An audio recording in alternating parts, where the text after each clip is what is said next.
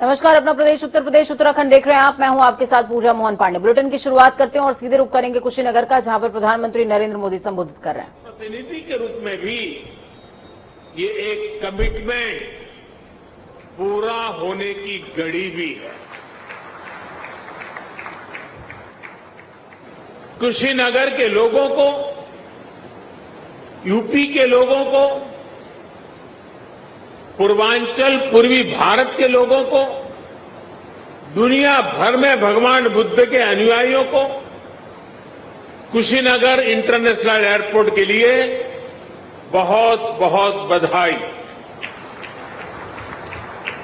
साथियों, भगवान बुद्ध से जुड़े स्थानों को विकसित करने के लिए, बेहतर कनेक्टिविटी के लिए, श्रद्धालुओं की सुविधा के निर्माण पर भारत द्वारा आज विशेष ध्यान दिया जा रहा है। कुशीनगर का विकास यूपी सरकार और केंद्र सरकार की प्राथमिकताओं में है। भगवान बुद्ध की जन्मस्थली लुम्बिनी यहां से बहुत दूर नहीं है। अभी ज्योतिरादित्य जी ने इसका काफी वर्णन किया है, लेकिन फिर भी मैं उसका पुनरावर्तन इसलिए करना चाहता हूं कि देश के हर कोने में एक क्षेत्र का ये सेंटर पॉइंट कैसे है, ये हम आसानी से समझ पाए। कपिलवस्तु भी बिल्कुल पास में ही है। भगवान बुद्ध ने जहां पहला उपदेश दिया, वो सारनाथ की भूमि भी 100-250 किलोमीटर के दायरे में ही आ जाती है। जहां बुद्ध को ज्ञान प्राप्त हुआ, वो बोध गया भी कुछ ही घंटों की दूरी पर है। ऐसे में ये क्षेत्र सिर्फ भारत के ही बौद्ध अनुयायियों के लिए ही नहीं, बल्कि Sri Lanka, Thailand, Singapore, Laos, Cambodia, Japan, Korea, ऐसे अनेकों देशों के नागरिकों के लिए भी एक बहुत बड़ा श्रद्धा का और आकर्षण का केंद्र बनने जा रहा है। भाई और बहनों, कुशीनगर इंटरनेशनल एयरपोर्ट सिर्फ एयर कनेक्टिविटी का ही एक माध्यम नहीं बनेगा, बल्कि इसके बनने से किसान हो, पशुपालक हो, दुकानदार हो, श्रमिक हो, यहां के उद्यमी हो, सभी को इसका सीधा सीधा लाभ मिलता ही है। इससे व्यापार कारोबार का एक पूरा इकोसिस्टम यहां विकसित होगा। सबसे ज्यादा लाभ यहां के टूरिज्म को, ट्रैवल टैक्सी वालों को, होटल रेस्टोरेंट जैसे छोटे मोटे बिजनेस वालों को भी होने वाला है। इससे इस क्षेत्र के युवाओं के लिए रोजगार के भी अनेक नए अवसर बनेंगे। भाई और बहनों, पर्यटन का कोई भी स्वरूप हो, आस्था के लिए, आनंद के लिए आधुनिक इंफ्रास्ट्रक्चर इसके लिए बहुत ज्यादा जरूरी है। ये उसकी पूर्व शर्त है। Infrastructure, rail, road, Airways, waterways, infrastructure का ये पूरा स्ट्रक्चर, उसके साथ साथ hotel, hospital, internet, mobile connectivity का इंफ्रास्ट्रक्चर, सफाई व्यवस्था का, सीवेज ट्रीटमेंट का प्लान, ये भी अपने आप में वही इंफ्रास्ट्रक्चर है। साफ पर्यावरण सुनिश्चित करने वाली रिन्यूएबल एनर्जी का ये सभी आपस में एक दूसरे के साथ जुड़े हुए हैं। कहीं भी टूरिज्म बढ़ाने के लिए इन सभी पर एक साथ काम करना जरूरी है और आज 21वीं सदी का भारत इसी अप्रोच के साथ आगे बढ़ रहा है। टूरिज्म के क्षेत्र में अब एक नया पहलू भी जुड़ गया है। वैक्सीनेशन की भारत की तेज गति से प्रगति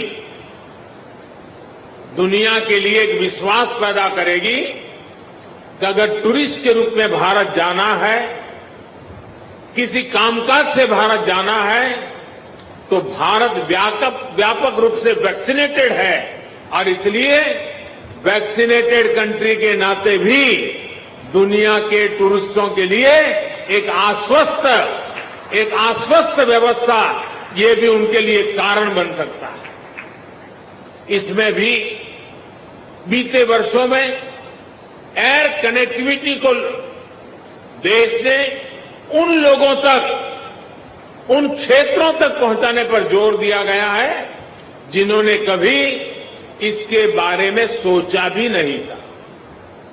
इसी लक्ष्य के साथ शुरू की गई उड़ान योजना को 4 साल पूरे होने आ रहे हैं।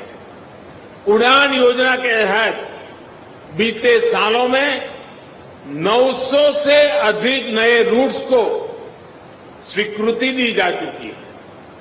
इनमें से 350 से अधिक पर हवाई सेवा शुरू भी हो चुकी है। 50 से अधिक नए एयरपोर्ट या जो पहले सेवा में नहीं थे उनको चालू किया जा चुका है। आने वाले 3-4 सालों में कोशिश ये है कि देश में 200 से अधिक एयरपोर्ट, हेलीपोर्ट और सी प्लेन की सेवा देने वाले। तो प्रधानमंत्री को सुन रहे थे आप, जिन्होंने साफ तौर पर कहा है कि कुशीनगर का एयरपोर्ट अपने आप में एक तरीके से उत्तर प्रदेश के लिए विकास का रनवे साबित होगा। खबरों में आगे बढ़ते हैं। सीएम योगी आदित्यनाथ ने कहा कानून व्यवस्था की समीक्षा अभी इस दौरान की, उसके बाद आगामी त्योहारों को देखते हुए कानून व्यवस्था को चुस्त दुरुस्त रखा जाए, ऐसा मुख्यमंत्री ने कहा। मुख्यमंत्री ने दिवाली, छठ जैसे तमाम पर्वों को देखते हुए तैयारी के लिए निर्देशित किया है। तमाम अधिकारियों को हिदायत दी कि माहौल बिगाड़ने की कोशिश करने वालों पर सख्त कार्रवाई करें। इससे पहले गोरखनाथ मंदिर पहुंचे सीएम योगी आदित्यनाथ ने सबसे पहले गुरु गोरखनाथ का दर्शन किया था, पूजन किया था, साथ ही अपने गुरु ब्रह्मलीन महंत अद्वैतनाथ की समाधि पर मत्था भी टेका था।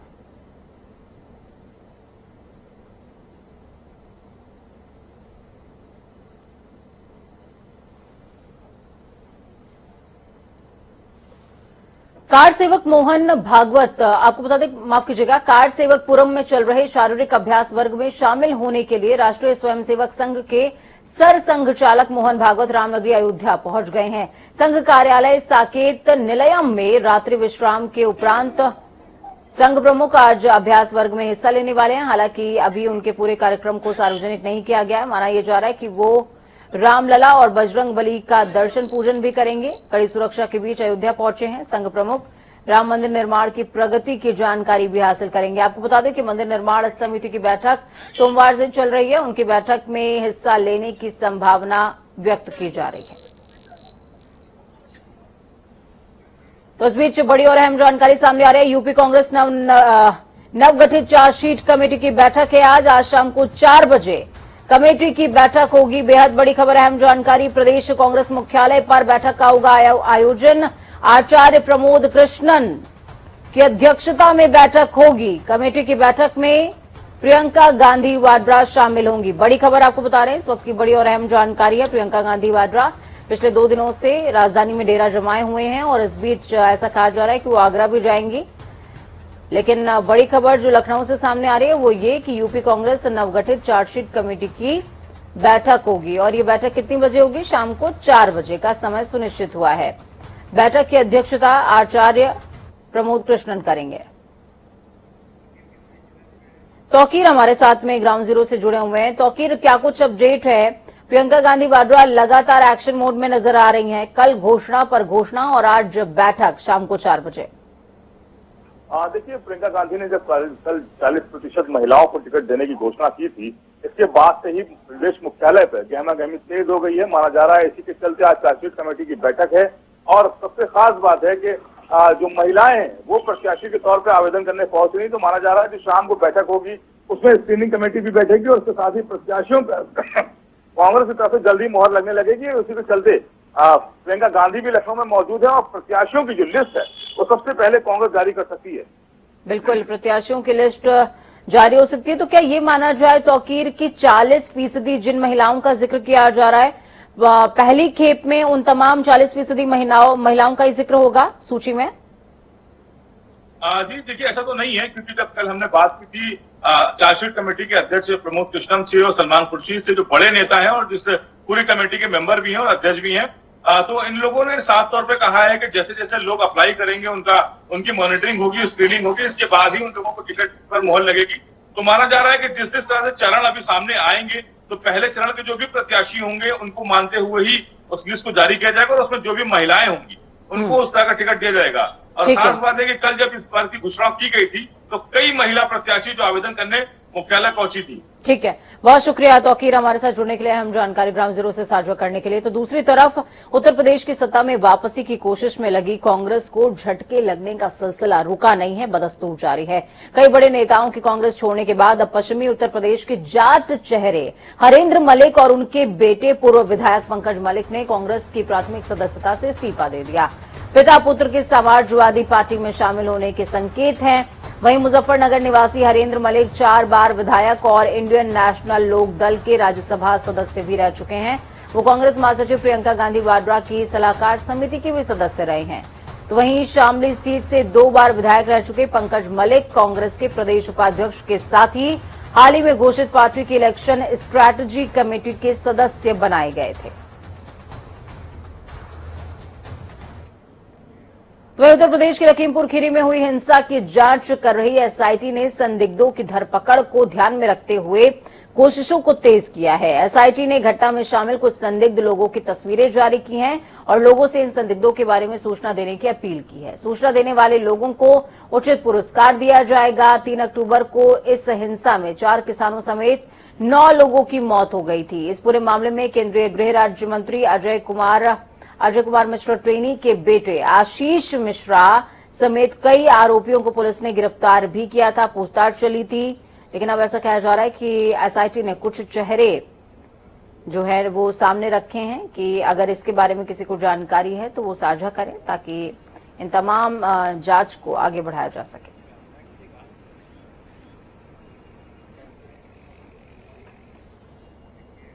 आगरा के थाना जगदीशपुरा के माल गोदाम से हुई 25 लाख की चोरी के मामले में नया मोड़ आ गया।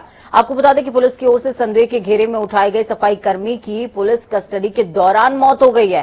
पुलिस की ओर से बताया जा रहा है कि पैसों की रिकवरी को लेकर उसे ले जाया जा रहा था। इस बीच उसकी तबीयत खराब हो गई। आनन फानन में उसे अस्पताल में भर्ती कराया गया, जहां उसने दम तोड़ दिया, जिसके बाद अब आगरा पुलिस पर उठ रहे हैं कई सारे सवाल। दूसरी तरफ 25 लाख की रिकवरी भी नहीं हो सकी है और एक संदेह के घेरे में व्यक्ति की मौत भी हो गई है।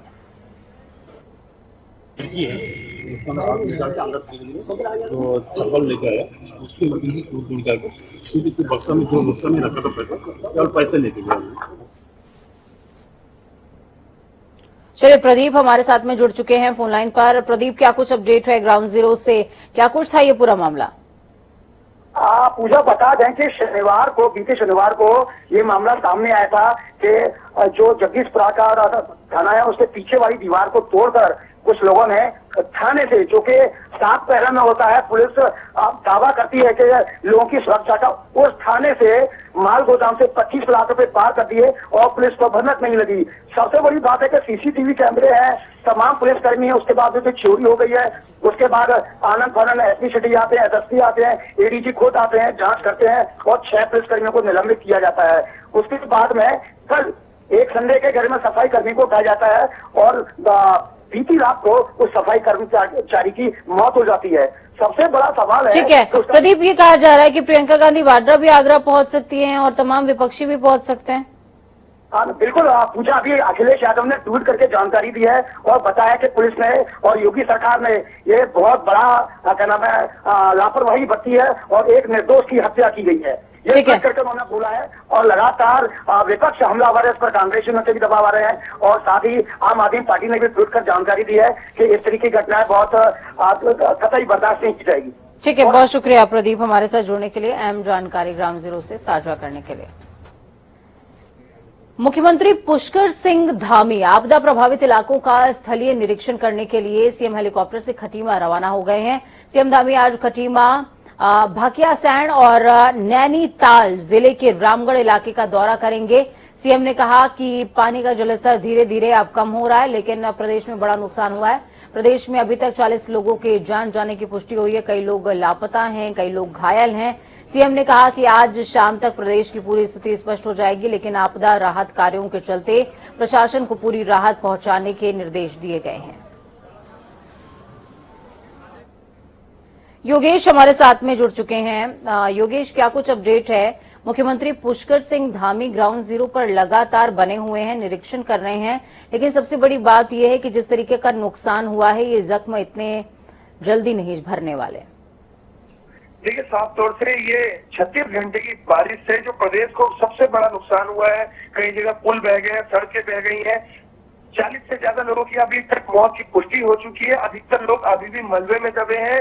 मौसम अभी फिर खराब होने लगा है। मुख्यमंत्री पुष्कर सिंह धामी को खटीमा निकलना था, उसके बाद कई क्षेत्रों का दौरा करना था, लेकिन उनका हेलीकॉप्टर नहीं उड़ पाया, जिसके बाद वो सड़क मार्ग से खटीमा के लिए निकले हैं। उसके बाद वो चंपावत जाएंगे, विक्रयसैण और मुक्तेश्वर के आपदा प्रभावित क्षेत्रों का दौरा करेंगे। लेकिन मौसम की स्थिति में सारी चीजें टिकी है, चाहे वो रेस्क्यू ऑपरेशन हो या लोगों को राहत सामग्री पहुंचाने की चीजें हो। ठीक है, बहुत शुक्रिया योगेश हमारे साथ जुड़ने के लिए, हम जानकारी साझा करने के लिए। निरीक्षण के लिए सीएम पुष्कर सिंह धामी हेलीकॉप्टर से निकलने वाले थे, लेकिन फिलहाल उनका हेलीकॉप्टर उड़ान नहीं भर सका है और वो सड़क मार्ग के जरिए खटीमा के लिए रवाना हो चुके हैं और कुछ ही देर में स्थलीय निरीक्षण करते नजर आएंगे।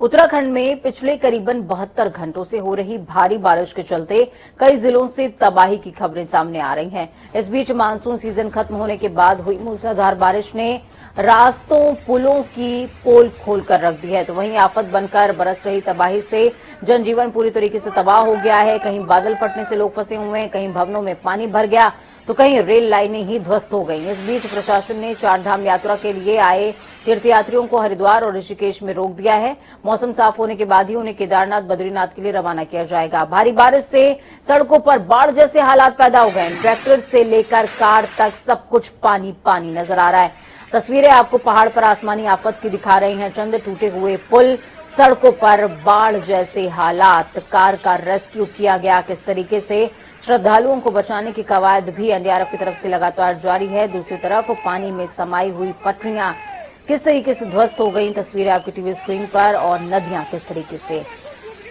विकराल रूप धारण किए हुए हैं।